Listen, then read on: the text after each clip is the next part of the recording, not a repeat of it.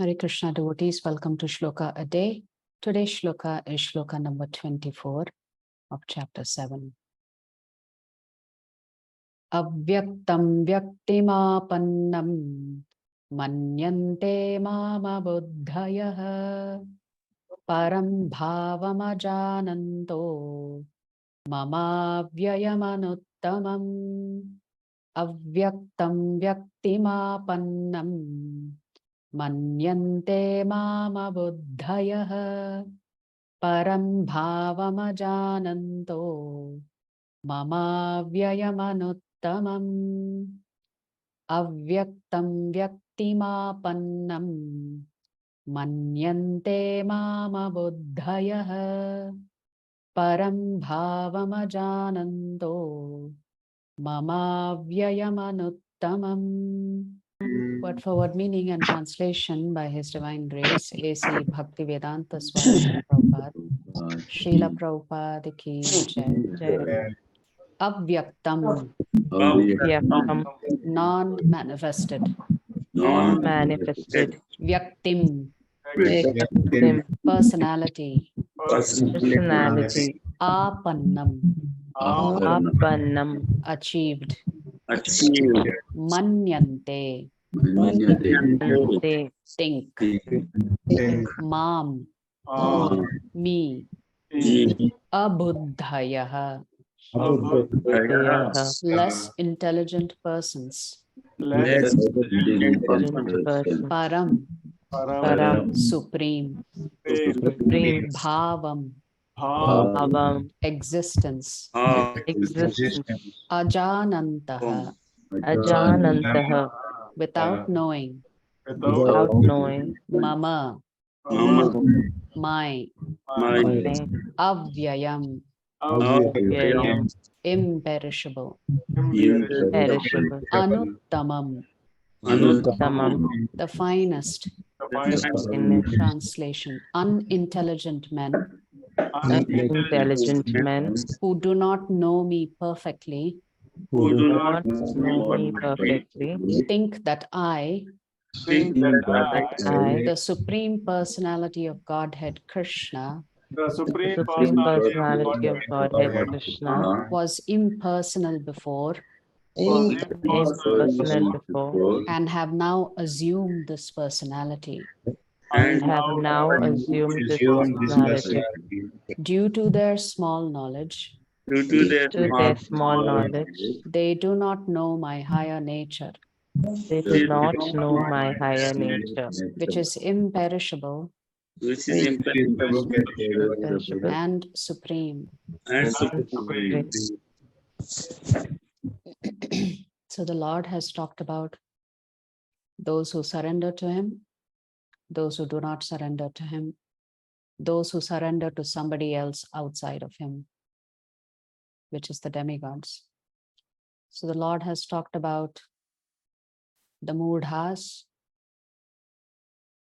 Now the Lord is talking about the abuddhayah.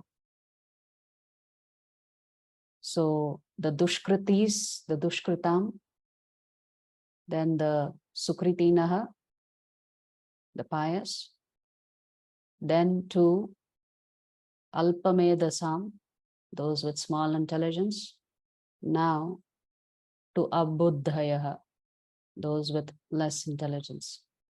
So who is the Lord talking about here? So He's already covered all those who do not surrender to Him.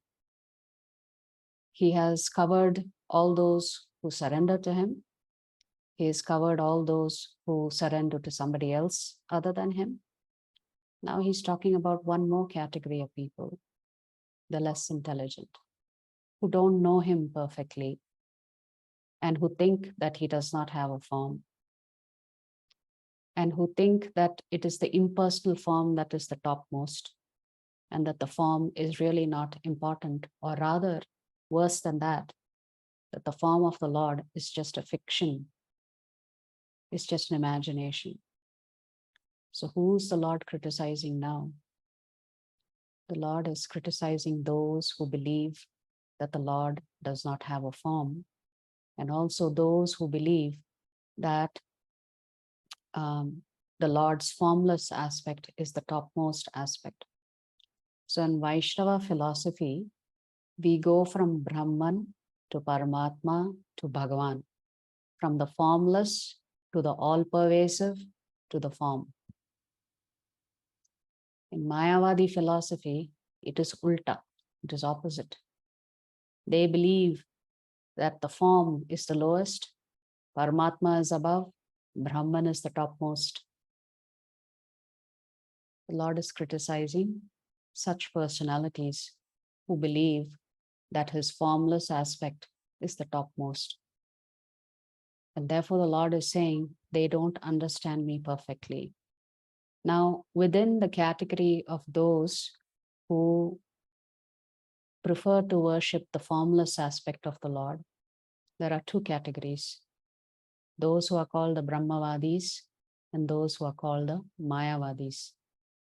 Even among Mayavadis, there are many subcategories. But the Brahmavadis, they are attracted to the formless aspect of the Lord. They may or may not know that the Lord has a form. And therefore, even though they worship the formless aspect of the Lord, they are not considered to be offensive to the Lord.